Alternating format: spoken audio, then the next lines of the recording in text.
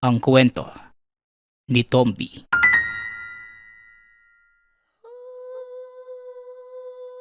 Ang kwentong ito ay hango sa totoong buhay. Mula ito sa isa nating tagapakinig. Naitago na lang natin sa pangalang Ador. Walang eksaktong taon. Probinsya ng Siquijor. Sinasabi nilang ang isipan ng tao ay sadyang malikot.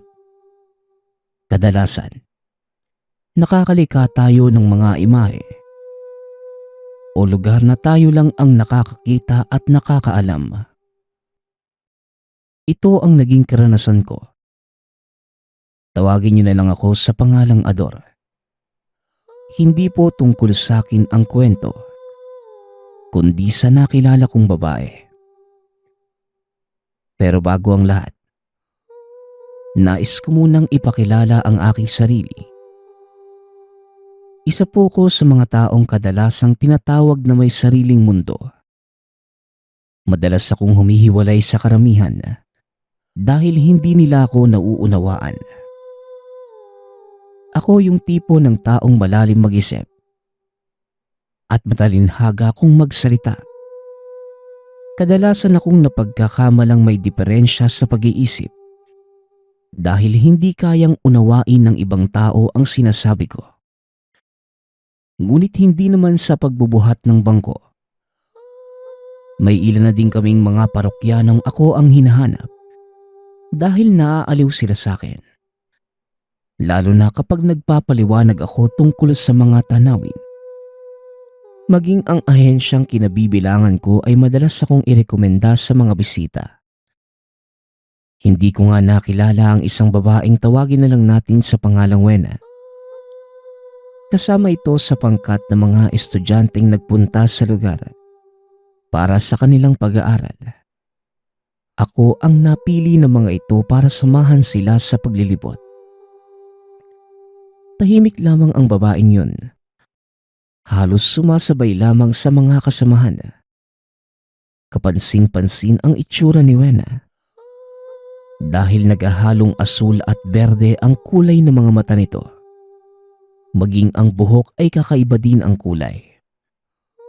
Ngunit hindi ito ang totoong nakaagaw ng pansin ko, kundi ang pagiging tahimik ng dalaga.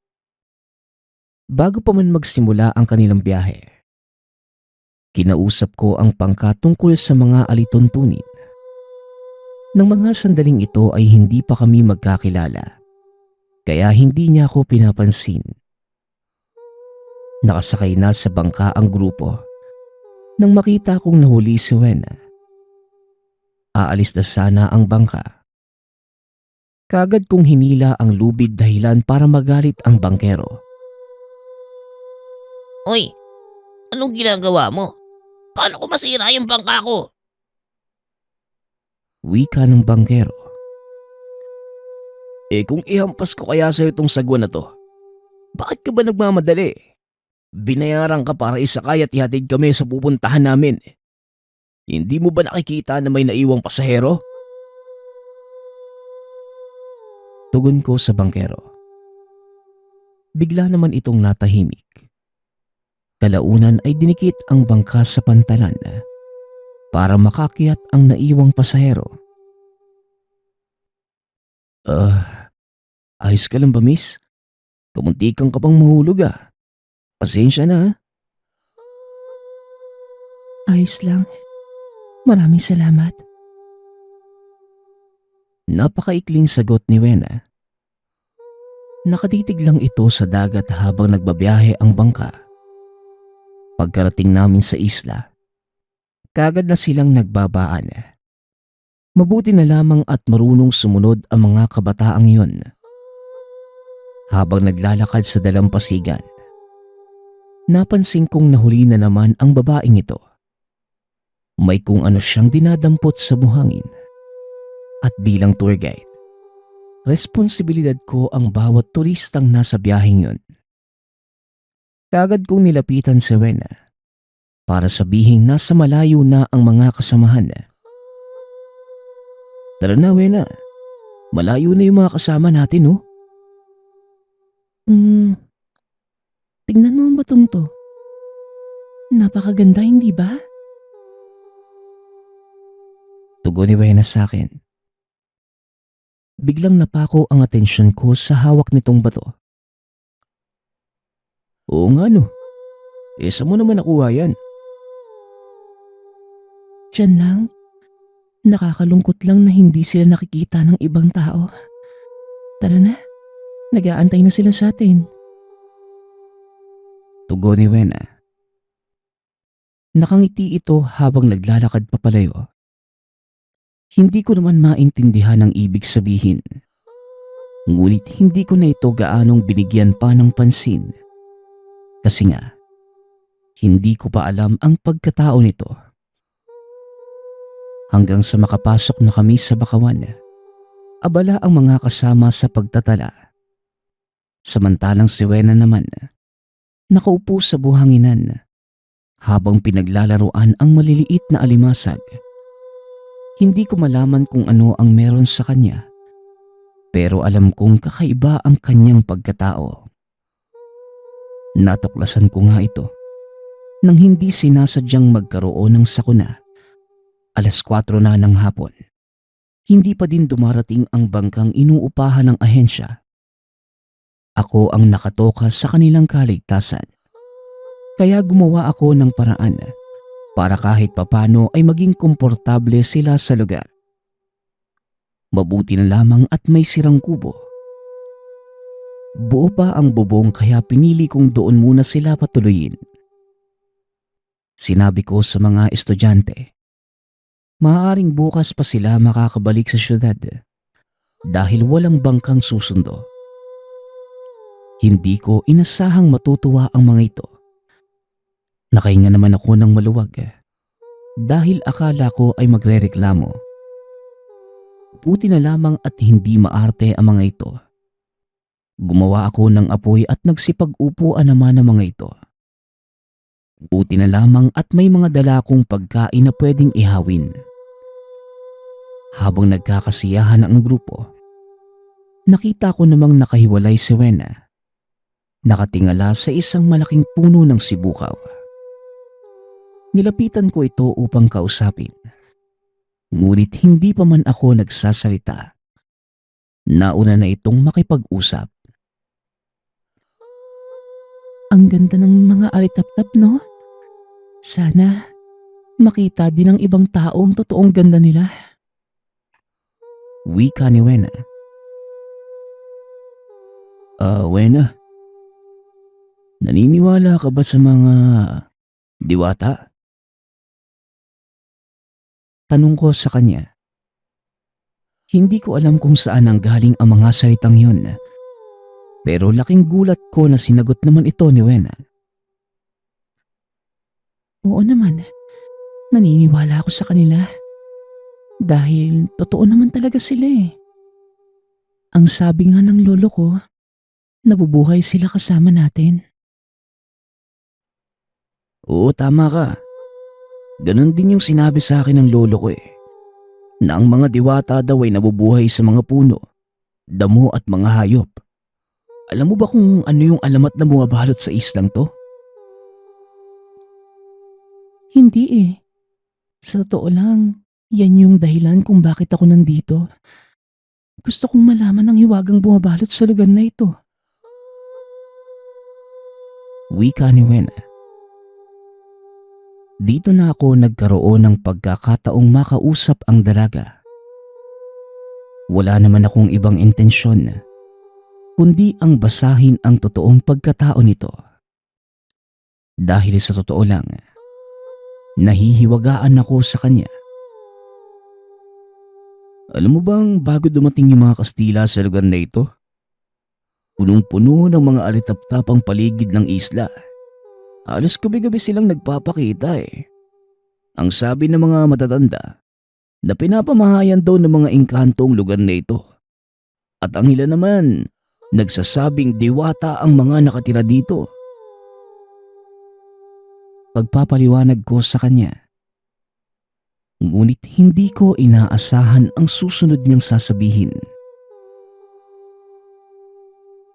kung ipipikit ko lang mga mata ko at makikinig sa boses mo, parang hindi ikaw yung taong kamuntikan manghampas ng sagwan kanina eh.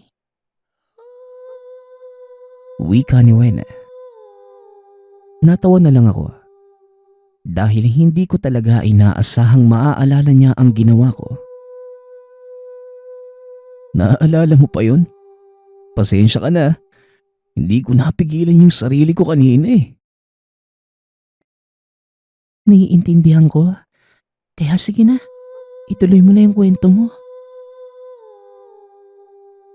Kagad ko namang itinuloy ang pagkukwento hanggang sa nagawa ko din siyang pagkwentuhin. Ayon naman sa dalaga, lumaki siya sa pangangalaga ng lolo at lola sa Cebu. Hindi na nito nakilala ang mga magulang dahil iniwan siya ng ama nang ipinagbubuntis pa lang at ang nanay naman namatay matapos siyang isilang. Buong magdamag kaming nagkwentuhan hanggang sa madako kami sa mga karanasan namin sa buhay. Alam mo, ang sabi sa akin ng lolo ko, diwata daw ang nanay ko. Wika ni Wena. Nagulat ako sa sinabi nito. Ngunit naroon din ang kuryosidad. Paano namang nasabi ng lolo mo yun? Kasi nga daw, nung bata pa ako palaging may dumadalaw na paru-paro sa bahay. Lalo na kapag umiiyak ako. O kaya naman may sakit. Sa tuwing nagpupunta yung paru-paro, bigla akong gumagaling o napapatahan yung pag-iyak ko. Tugon ni Wena.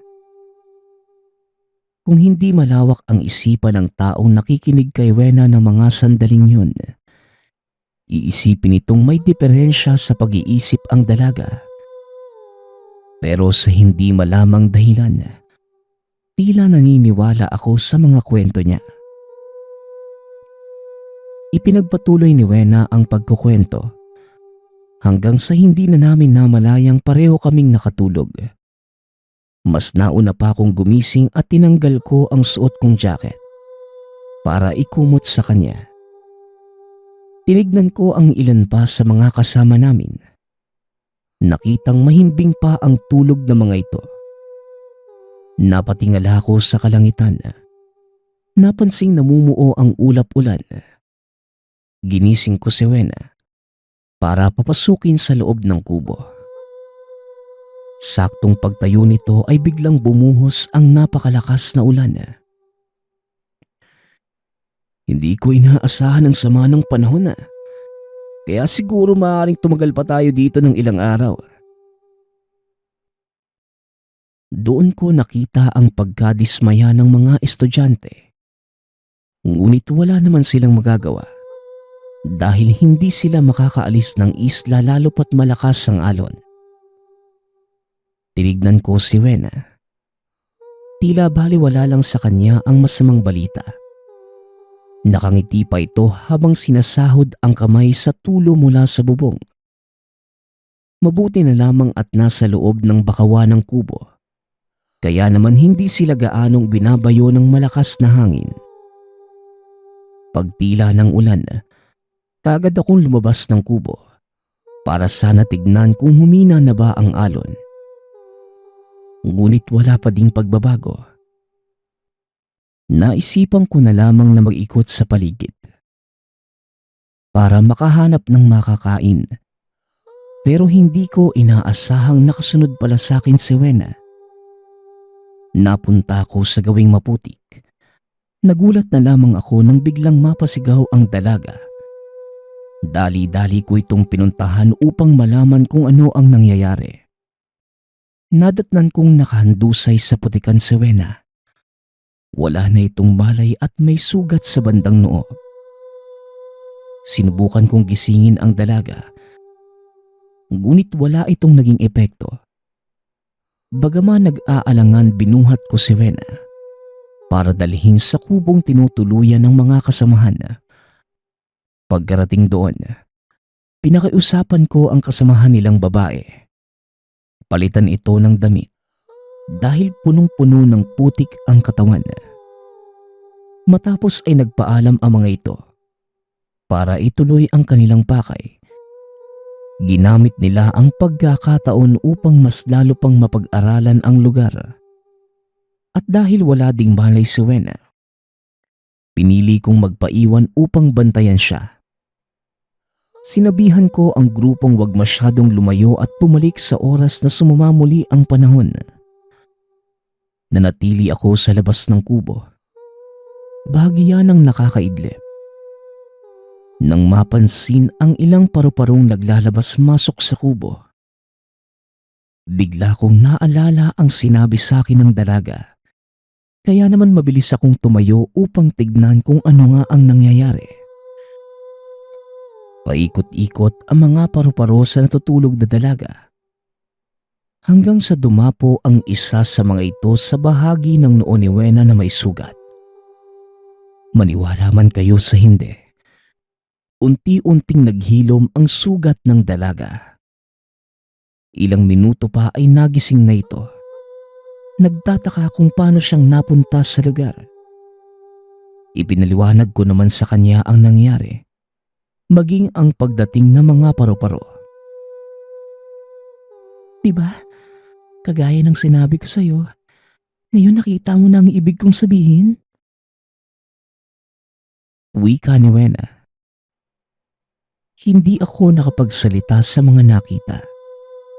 Sa isip-isip ko, baka pinaglalaruan lamang ako ng aking mga mata. Pero nakikita kong tila nagliliwanag ang buong katawan ng dalaga. Unti-unti akong nakaramdam ng kilabot. Ngunit pinili ko pa ding maging mahinahon. Ayokong iparamdam sa kanya na natatakot ako. Binalot ng katahimikan ng paligid. Hanggang sa muling nagsalita si Wena. Ayokong may ibang makalam na mga nakita mo, Ador. Huwag mo sana itong ipagkalat, ha? Huwag kang magalala, Wena. Alam ko ang pakiramdam ng ituring na iba sa lahat. Tugon ko sa kanya. Mabuti na lamang at iba na ang aming pinag-uusapan. Dahil ilang minuto ang nakalipas, biglang nagsidatingan ang ilan sa aming mga kasamahan. Ang buong akala ko, doon na matatapos ang kababalaghang dala ni Wena. Ngunit kinahapunan, nagpa siya akong maglakad-lakad sa pag-aasang matatanaw ko na ang bangkang susundo sa amin. Nang mapansin ko si Wena, nakaupo ito sa isang putol na puno ng bakawan na tila may kung sinong kinakausap. Hindi ko na inabala ang dalaga sa pag-aakalang nagkakabisa ito ng kanilang mga aralin. Ngunit kalaunan, muli na naman itong nahimatay. Dali-dali akong tumakbo at hindi na malayan ang sangang nakaharang sa daan.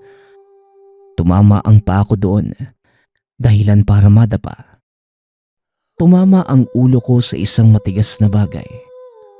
Unti-unti akong nawala ng malay. Ngunit bago tuluyang mawala ang ulirat, napansin ko ang isang puting liwanag na lumalapit kay Wena.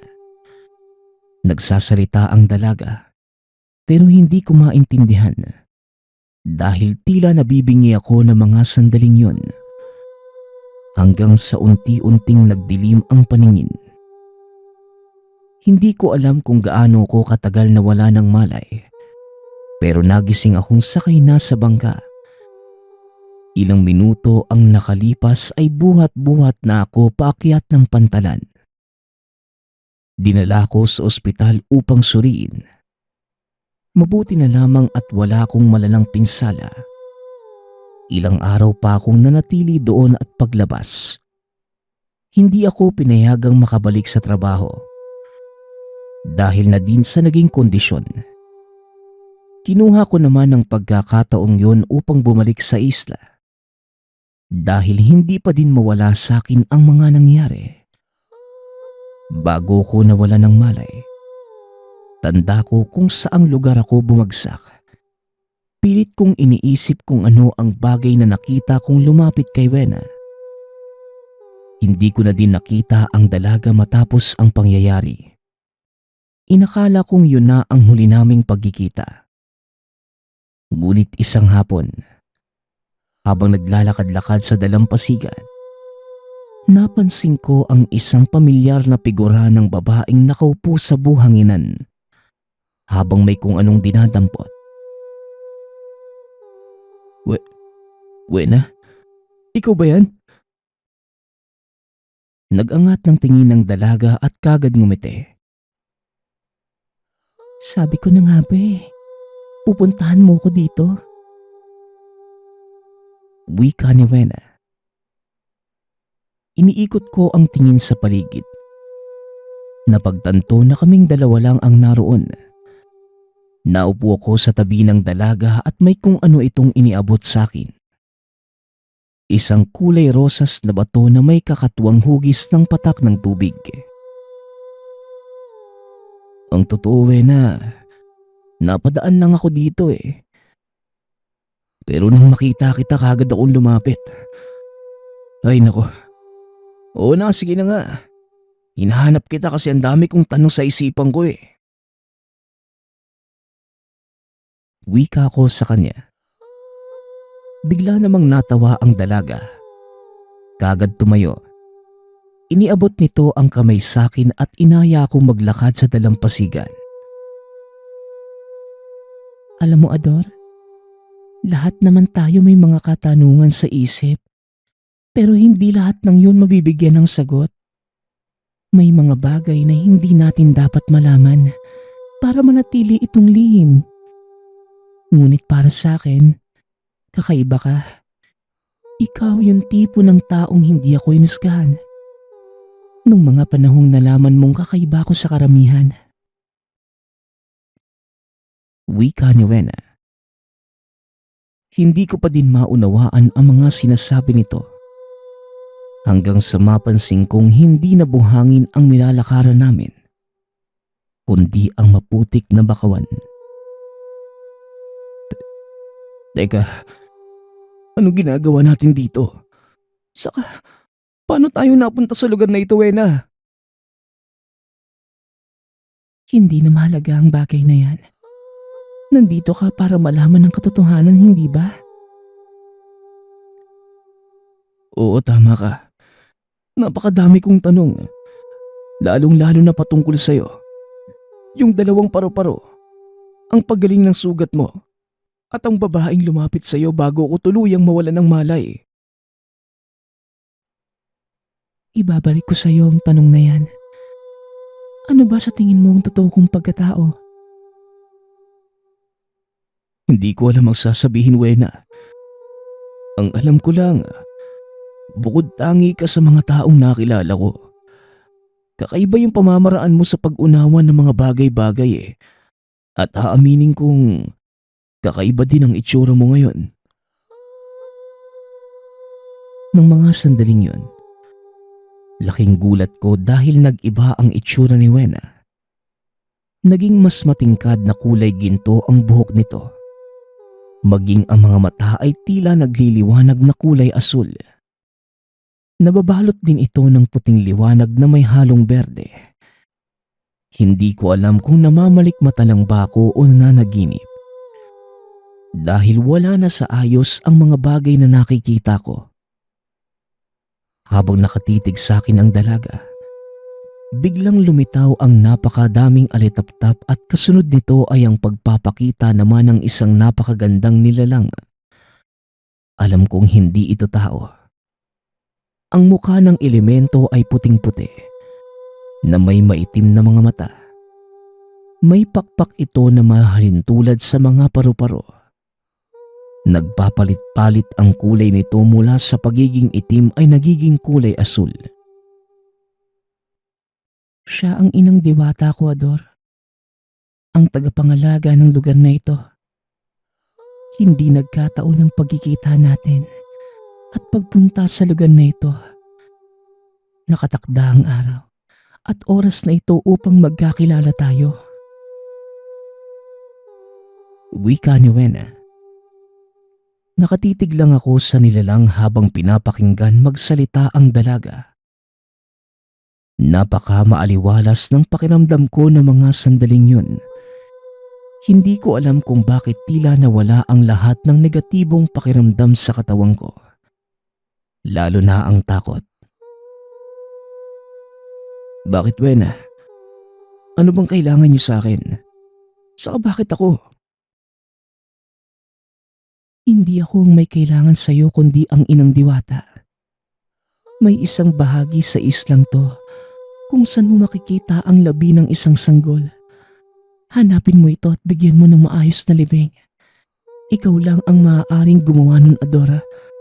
Dahil hindi ko pwedeng hawakan ang labi. Ano bang ibig mo sabihin hindi mo pwedeng hawakan yung mga labi eh? Tao ka rin naman, di ba? Saka hindi ko... Napahinto ko sa pagsasalita. Marahang inilapit ng inang diwata ang kanyang kamay sa ulo ko. Tumambad sa akin ang isang tanawin. Isang malaking puno ng sibukaw ang nakita ko ng mga sandaling yun. Napagtanto kong ito yung puno kung saan namin pinanood ni Wena ang napakadaming alitapta. Walang pagdadalawang isip akong tumakbo papunta sa puno. At pagkarating namin doon, inikot ko ang paligid. Tumambad sa akin ang labi ng isang namatay na sanggol. Base sa itsura nito, maaaring maraming taon na ang lumipas mula nang maganap ang napakasaklap na pangyayari. Dahil puro buto na lamang ito, walang gaanong nakakapunta sa bahaging yon ng isla. Dahil bukod sa napakalayo nito, masukal din ang kapaligiran. Ito marahil ang dahilan kung bakit walang nakakita ng labi ng sanggol. Hindi ko din nagawang ikutin ang puno. Dahil nawala sa isip ko na gawin yon ng mga panahong kausap ko si Wena. Wala nang sabi-sabi. Dinampot ko ang labi at binalot sa dala kong jacket. Matapos ay naglakad ako palabas ng bakawan. Narating ang lumang kubo kung saan kami tumigil nung kasagsagan ng bagyo. Dito ko narinig ang buong kwento mula kay Wena. Ayon sa dalaga, ang kubong kinaroroonan namin, ang dati nilang tahanan. Namatay ang dalawang matandang nag-alaga sa kanya nang minsang salantahin ng bagyo ang lugar. Sinubukan siyang iligtas ng mga ito. Isinabit ang sanggol sa mga sanga ng bungalon para hindi tangayin ng malakas na daluyong. Lampas tao na ang alon ng mga oras na yon at wala nang paraan para makaalis pa sila. Kaya pinili na lamang ng dalawang matandang antayin ang kanilang kamatayan sa lugar. Naupo ang mga ito na magkayakap sa puno ng sibukaw. Habang ang sanggol na si Wena naman, nakasabit sa sanga ng bungalon. Ibinalot ito ng kumot ng dalawang matanda sa pagbabakasakaling may makapansin at mailigtas ito. Ngunit sa kasamaang palad, pumanaw lang ang dalawang matanda at dahil sa sobrang lamig, hindi rin nakaligtas ang sanggol. Ibig mong sabihin, Wena, ikaw ang sanggol na ito? Teka, paanong buhay ka? Naguguluhan ako sa mga pangyayari. Ngunit ipinaliwanag sa akin ni Wena ang lahat. Kalahating tao at kalahating diwata ako, Ador. Ang sanggol na namatay, yon ang katawang tao ko. Pero buhay ang totoo kong katawan. Ito ang nakikita mo ngayon. Alam kong napansin mo na ang pagiging iba ko sa lahat. Kaya sa'yo ko nagtiwala. Hindi na ako nakapagsalita ng mga panahong yun. Dahil para sa akin, malinaw na ang lahat. Napangiti na lang ako dahil hindi ko akalaing makakasaksi ako ng isang totoong diwata sa bakawan. Kilala ang mga ito sa Ingles bilang nymph o nympha. Mabait ang mga nilalang na ito. na ang pangunahing tungkulin ay pangalagaan ang bakawan. Kagaya ng ugali ni Wena, hindi rin nakikisalamuha ang mga ito sa ibang elemento. Yun ay dahil sa kanilang antas. Maraming salamat, Ador.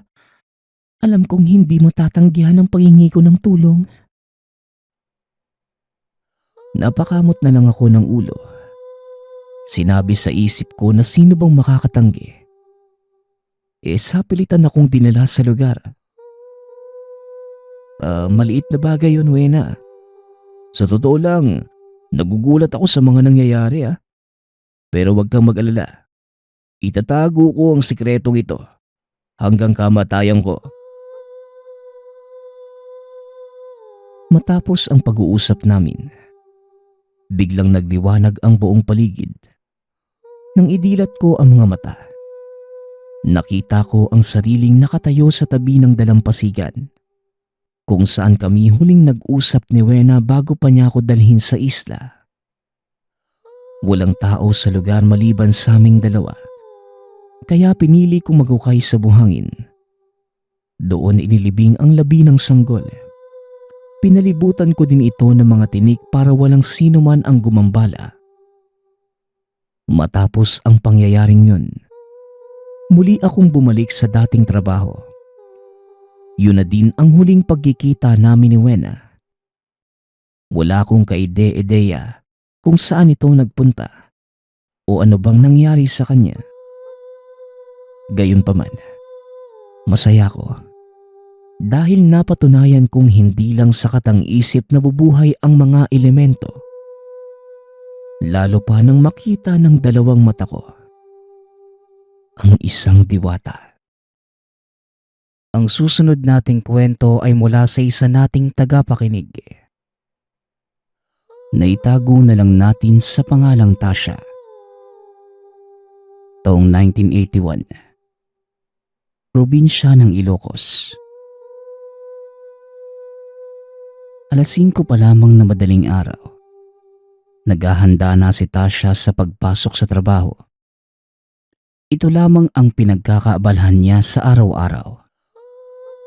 Gawa ng palagi namang wala sa tahanan ang asawa. Kung wala sa inuman, paniguradong nasa sugalan. Wala rin itong pakialam sa pinansyal na pangangailangan sa loob ng bahay. Kaya lahat ay pasanin ni Tasha. Dahil ayaw nitong mapagdaanan ng bata ang pambubugbog na magiging ama. May mga pagkakataon, sinubukan niyang iwanan na lamang ang asawa ngunit hindi maatim ng konsensya. Dahil sa lugar ay siya lamang ang natatangi nitong pamilya. Dahil sa sitwasyon, nilalakasan na lamang ni Tasha ang loob. Buong lakas na hinaharap ang mga pagsubok. Madalas ding mapaaway ang asawa kaya palagi itong naipapatawag sa barangay. Isang araw, bandang alas 4 ng hapon, naglalakad na pauwi si Tasha. Hindi pa man ito nakakarating ng tahanan, sinalubong na siya ng isa sa mga kapitbahay. Tasha, kailangan mo nang pumunta ng barangay. Si paring Sayong kasi, may nakaaway na naman. Ang balita ko, naputulan niya ng kamay yung nakaaway. Tinaga ng asawa mo sa sobrang galit eh. Wika ng kapitbahay. Dahil sa narinig ay sumikip ang dibdib ng ginang. Paniguradong problema na naman ang pinasok ng asawa. Dali-dali siya sa paglalakad papunta sa barangay. Pagkarating, naabutan ang asawa na nakaupo sa tabi ng kapitan. Pagkalapit ni Tasha, kaagad nitong pinaliwanag ang nangyari. Ayon sa kapitan, sa gitna ng inuman ay nagkapikunan ang dalawa. Biglang hinugot ni Sayong ang dalang itak at tinaga ang kamay ng kaaway. Dagdag pa ng kapitan na ang nakaaway ng asawa ay nasa ospital. Kinakailangang bayaran ni Tasha ang gagastusin doon. Napakamalas naman dahil ng mga panahong yun. Wala ring pera si Tasha dahil ipinambili na ito ng mga makakain sa loob ng tahanan. Nang tanungin naman ito ang asawa kung meron mang perang naitago, ang tanging naisagot lamang ay talo ito sa sugal. Labag man sa loob, umalis na muna si Tasha para makapagtanong-tanong sa mga kapitbahay na pwedeng mautangan. Mabuti na lamang ay napahiram ito ng isa sa mga kapitbahay na nakakaangat sa buhay. Hanggang sa sumapit ang dilim ay walang ibang inatupag si Tasha, kundi ang nakaaway ng asawa. Walang humpay sa paghingi ng tawad lalo pat nalaman niya ito na lamang ang inaasahan ng mga anak. Samantala, lahat naman ng bayarin sa ospital ay nasagot na niya. Kaya bago pa man mag-umaga ay nakauwi na ito ng tahanan. Pagkarating, naabutan nito ang asawang umiinom sa bakuran. Gawa ng sobrang pagod, hindi na ito pinansin pa ni Tasha at diretsyo nang natulog. Nang sumunod na araw, maagang pumasok sa trabaho si Tasha at naglaan ng maraming oras para naman makakuha pa ng pasobrang bayad sa kanyang pinapasukan. Nagbibigay naman ang amo ng sobrang bayad, lalo na kung sobra din naman ang inilalaan na oras ng isang manggagawa. Kaya naman sa buong maghapon hanggang sa magabi, isinubsob ni Tasha ang sarili sa pagtatrabaho. 8:00 ng gabi. Pagka-uwi ay naabutan ang asawang may kausap na isang matandang lalaki sa kusina. Mukhang masinsinan ang pag-uusap ng dalawa kaya hindi na lumapit pa si Tasha. Bagkus ay nakaupo lamang sa kwarto kung saan manipis na dingding lamang ang pagitan ng kusina. Kailangan mong makapaghukayat kapag nailagay mo na ang papel. Tabunan mo agad para hindi na mawala ang bisa. Wika ng matandang lalaki. Napakunot naman ang noo ni Tasha sa narinig. Nagtataka kung ano ang pinag-uusapan ng dalawa. Ilang segundo pa ang lumipas, lumabas na ang dalawa. Dahil nahahalata na ng asawang nakikinig si Tasha. Hindi naman siya nag-usisa pa. Bagkus ay natulog na lamang dahil sa maaga muling pupunta ng trabaho. 3:00 na madaling araw nang nagising si Tasha dahil sa mga kalampag na narinig sa kusina. Dala ng kuryosidad, pinuntahan ito ni Tasha at napaatras nang makita ang asawa na may hawak na isang bungo. Nakakapangilabot ang itsura, lalo pat ito ang unang beses na makakita ng ganun. Inaalog ito ni Sayong at diretsyong iniinom ang likidong lumalabas sa bungo. Dahil sa sobrang takot, napasigaw na lamang si Tasha. Tinitigan ito at nadapa na lamang sa sahig ng sampalin siya nito ng napakalakas. Matapos ay lumabas na si Sayong ng tahanan.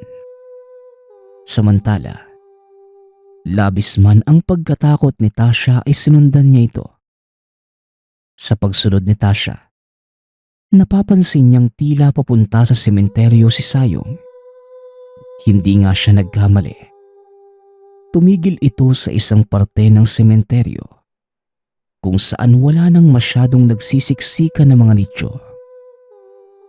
Gamit ang napulot na kahoy ay naghukay ang asawa. Hanggang sa mapalalim ito na tila paglilibingan. Sa tansya ni Tasha, kasya ang isang kabaong sa lalim. Maya-maya pa, may kinuha itong kapirasong papel sa bulsa at hinulog sa hukay. Matapos ay muling tinabunan ng hukay. Kaya ganun na lamang ang pagtataka ni Tasha.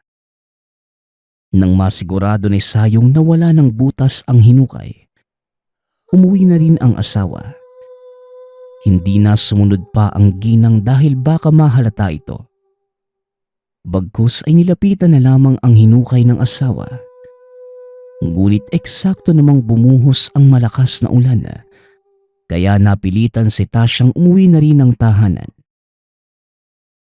Magmula ng pangyayaring yun, hanggang sa lumipas pa ang 1 taon. Palagi pa ring nasa labas si Sayong ngunit wala nang nababalitaan pa si Tasyang nakakaaway nito.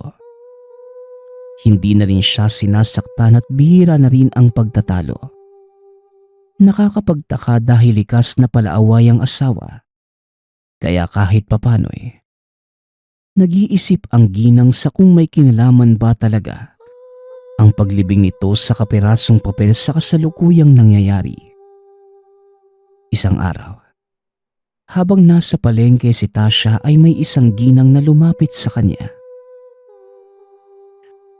Huwag ka sanang magagalit, Mare, kung sa akin pa ito manggagaling, ha? Alam ko kasing parang hindi mo alam ang nangyayari. Siguro naman, natatandaan mo pa yung nakaaway ng asawa mo na nawala ng kamay. Alam mo bang higit 1 taon nang pabalik-balik ang buong pamilya nun sa iba't ibang albularyo dahil sa hindi mawala ang nararamdamang sakit. Eh yung buong braso kasi ng lalaki, parang naging isang bulok na kahoy. Naging kayumanggi ang kulay na parang isa talagang matigas na kahoy. Ay Mare, may usap-usapan sa lugar na si Sayong ang may gawa nun. Maging ang mister ko nga, hindi nakikipag-inuman sa asawa mo. Takot din dahil baka kung anong magawa sa kanya. Wika ng ginang. Dahil sa narinig, hindi malaman ni Tasya ang magiging reaksyon. Tumango na lamang ito sa kausap at kagad nang umalis. Dali-dali siyang umuwi dahil gusto niyang makumpirma sa asawa kung totoo nga ba ang narinig. Pagkarating sa tahanan, nag-away ang mag-asawa dahil inamin ni Sayong na siya ang may kagagawan. Ngunit hindi nito alam kung papaano mababawi ang sumpa dahil wala na ang matandang lalaking tumulong sa kanya. Gawa ng sobrang galit ni Tasya, pumunta ang dalawa sa sementeryo, kung saan pinagukaya ng asawa para muling kunin ang papel na inilibing sa paniniwalang ito ang makakabawi sa naipataw sa kaaway. Dito lamang nakita ni Tasya sa papel, ang nakasulat pala ay pangalan ng kaaway. Inilahad ni Sayong sa asawa na ang pangalang yon ay ang taong nais patawan ng parusa. Dagdag pa ni Sayong na ang pag-inom ng likido galing sa bungo, paraan para hindi bumalik sa kanya ang parusa. Lahat ng ito ay ayon sa matandang nakausap. Walang kaalam-alam ang mag-asawa na ang nagawang muling paghukay ay magiging sanhi ng bagong trahedya. Magmula ng araw na yon, hindi na nawala ng sakit si Sayong. Kung ano-ano na ang tumutubo sa katawan, napakabaho na umaalingasaw. Kaya naman kung saan-saan na pumunta ang mag-asawa para lamang mapagamot ito. Ngunit lahat ng albularyong napuntahan, walang ibang sinabi kundi wala ng paraan sa sakit na nakuha ng asawa. Dahil ito ang balik ng parusa. Ang pag-inom niya ng likido galing sa bungo ay isang paraan para saluhin ang parusang ipinataw. Ito rin ang naging lusot na matandang lalaking may sakaliwa para hindi maapektuhan kung sakaling mabulilyaso ang kanyang ginawa. Dagdag pa ng albularyo, ang muling paghukay ni Tasya ang naging daan para maibalik sa gumawa ang hiniling na parusa. Nang dahil sa sitwasyon, hindi nagtagal ay namatay nga si Sayong. Yon ang naging huling alaala ni Tasya sa asawa. Samantala, ang dating nakaaway naman ito ay bumalik na sa dating pamumuhay. Paminsan-minsan ay nagsisisi pa rin si Tasya sa nagawang muling pagpapahukay ng papel sa asawa. Hindi man lubos na maintindihan kung sino nga ba talaga ang matanda. Ngunit gayunpaman, inaamin naman ito na hindi naging mabuting mamamayan ng asawa dahil sa sobrang dami ng naperwisyo. Masakit mang mamuhay ng mag-isa, ngunit iniisip na lamang na baka yun na ang kabayaran sa mga nagawa ni Sayong. Ang nakakalungkot nga lang, para itong gumawa ng hukay para sa sariling bangkay. Ang huli nating kwento ay mula sa isa nating tagapakinig. Naitago na lang natin sa pangalang Elias. Taong 1985. Probinsya ng Palawan. 3 buwan pa lamang ang nakalilipas magmula ng manirahan sa isang baryo sa Palawan ang pamilya ni Elias. Dati silang taga Maynila ngunit dahil sa hirap ng buhay, napilitang umuwi ng probinsya. Ang asawa ni Elias ay tubong Palawan. Kaya naman pag-uwi, ibinigay kagad ng biyenan ang bakanteng lote para pagtayuan ng sariling tahanan. Gawa ng may alam naman si Elias sa pagkakarpintero, nakapagpatayo sila ng kubo na kanilang naging tahanan. Wala namang naging problema ang pamilya sa mga kapitbahay dahil lahat naman ay maayos makitungo.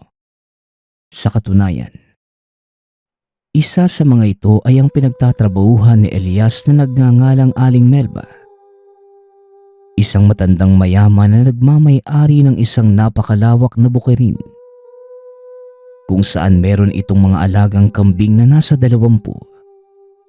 Ang pag-aalaga sa kambing ni Aling Melba ang naging trabaho ni Elias. Tuwing 6:00 ng umaga, nasa bukid na ito para magpakain ng mga kambing. Bukod sa dinadala ito sa parte na maraming damo, may pinapakain na rin siya ng mga nakalagay sa sako na parang uling. Dahil sa puro itong itim ngunit napakabigat, kaya hindi mawari ni Elias kung ano ba talaga yun. Hindi naman nagtanong pa si Elias sa amo. Ayaw niyang makialam pa at dahil medyo masungit si Aling Melba. Matapos magpakain, umuuwi muna ito ng tahanan at bumabalik ng 5:00 ng hapon. Paminsan-minsan naman ay nauutusan si Elias na maglinis ng buong bahay. Walang naging problema kay Elias dahil binabayaran naman ng amo ang lahat ng inuutos nito.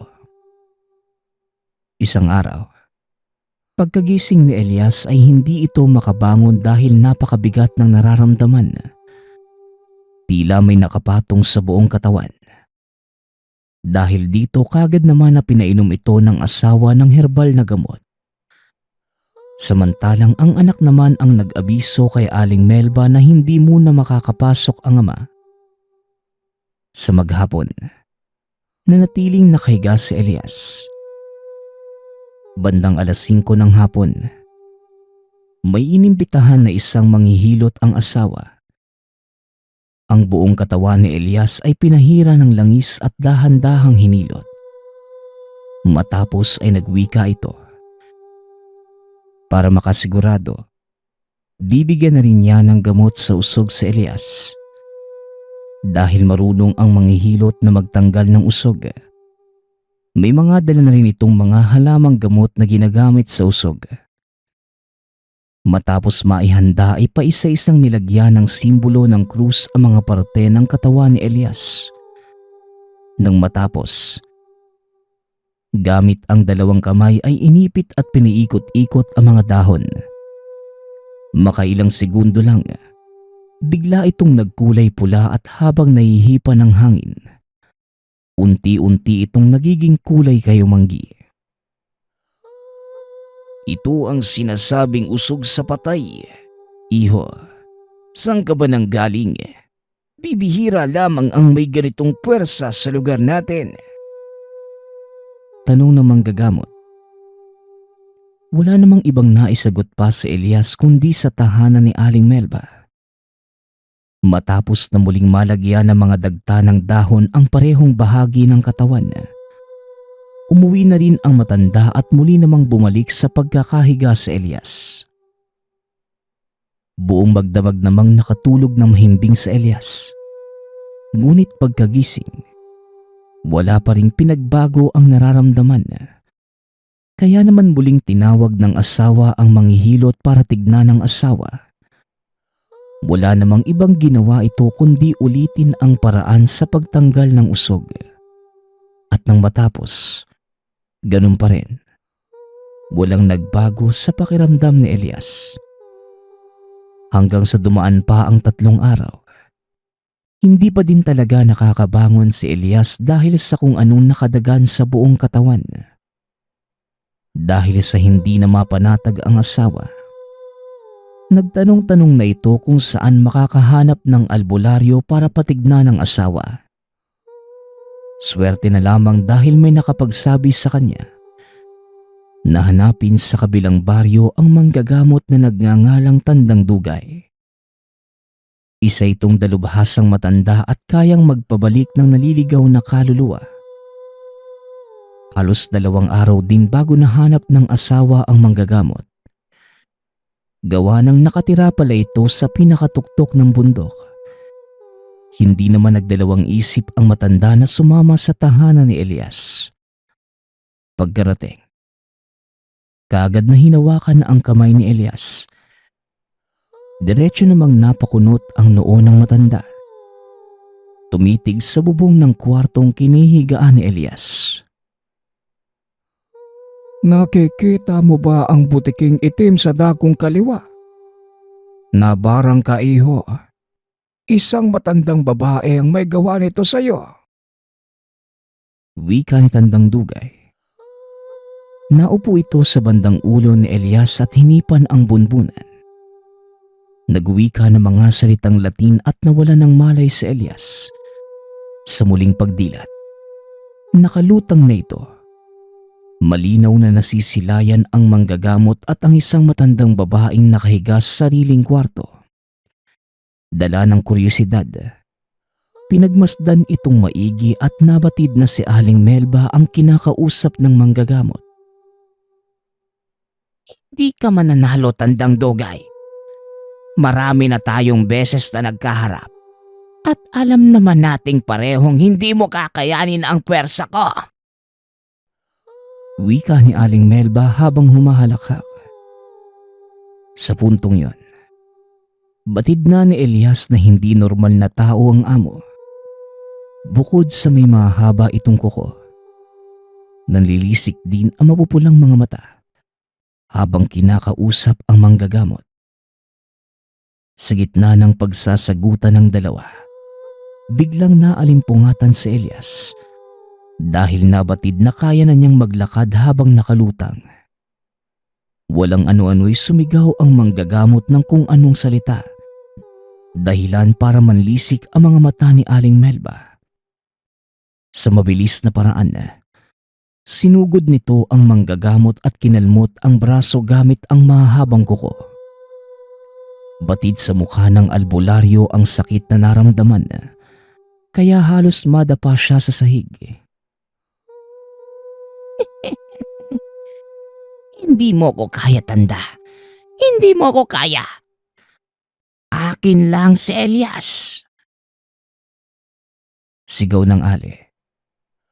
May hinugot naman na isang kahon ng posporo sa bulsa ang matanda. Kagad itong sinindihan at napaatras si Aling Melba. Halos hindi na maintindihan ni Elias ang sinasabi nito dahil tila nalulunod na ang boses ni Aling Melba. Kasabay nun, may likidong itim na binuhos ang manggagamot sa buong katawan ni Aling Melba at walang pakundangang itinarak ang hawak na punyal sa dibdib nito. Ano pong nangyayari, Tandang Dugay? Tanong ni Elias. Nabarang ka, iho. Kakaiba ang naging paraan na matandang yon. Dahil gusto kanyang ianib sa lahi ng pamilya niya. tugon ng manggagamot. Napatanong si Elias kung ano ang ibig sabihin ng lahi ni Aling Melba. Dito lamang niya nalaman na ang pinasukang amo pala ay isang aswang na mambabarang. Dahil dito ay mas lalong nabahala si Elias. Ngunit hindi na ito pinag-alala pa ni Tandang Dugay dahil wala na ang mambabarang sa lugar. Matapos na maibigay ng manggagamot ang mga nasa botelyang kinakailangang mainom ni Elias, kaagad din itong nagpaalam. Dahil sa panggagamot na yun, nakaramdam ng kaginhawaan si Elias. Nawala na ang bigat na nararamdaman sa buong katawan. Ngunit hindi pa ito maayos na nakakapaglakad at yon ang dahilan ng manggagamot para mag-iwan pa ng ibang iinumin. Isang linggo pa ang lumipas. Tuluyan ang gumaling si Elias. Pumunta ito sa tahanan ni Aling Melba at wala nang naabutan pa. Maging ang mga inaalagaang kambing ay wala na rin. Sa paglilibot-libot sa tahanan ng Ali, nabuksan ni Elias ang isang kwarto kung saan purong itim ang lahat ng kagamitan. May mga kandilang nakapalibot sa isang itim na bituin na nakaukit sa sahig. Ang labis na nakapagpakilabot kay Elias ay nang makita nito ang isang imahe sa dingding. Purong itim din ito. Tila pinagsama-samang mga hayop ang itsura at may napakatutulis na sungay ang nasa ibabaw. Bukod pa dito, umiilaw din ang mga matang kulay pula. Nangakmang papalis na sana si Elias, biglang nilipad ng hangin ang litrato niya. Dahil doon, kumaripas na ng takbo si Elias dahil sa nararamdamang kilabot sa buong katawan. Yun ang naging huling alaala ni Elias sa tahanan ng amo. Dahil hindi na muli pang nagawang makabalik. Sa paglipas ng panahon, nanatiling nakatayo ang tahanan ni Aling Melba. May narinig na rin si Elias sa matatanda sa lugar na dati pang mambabarang ang matanda. Ngunit hindi naman ito nangunguha ng makakaanib. Dahil dito, kahit papano'y nakaramdam pa rin ng kaba si Elias dahil baka siya lamang ang natipuhan nito para maging kasapi. Sa tuwing napapag-isa naman, hindi maiwasang mag-isip ni Elias kung ano nga ba talaga ang rason ng Ali kung bakit nagawa nito ang pambabarang sa kanya gayong ni isang beses. Hindi naman nag-away ang dalawa. Dagdag pa nito, wala mang maniwala sa kanya ngunit hanggang sa kamatayan, hindi niya malilimutan ang sagupaan ng albularyo kontra aswang na mambabarang. Nagpapasalamat nga pala ako sa nagpadala ng ating kwento. Naway nagustuhan niyo ang inyong napakinggan. Nagpapasalamat din ako sa lahat ng patuloy na nakikinig at sumusuporta sa ating channel. Naway patuloy niyong suportahan at pakinggan ang ating mga kwento. Hanggang sa muling pakikinig. Paalam.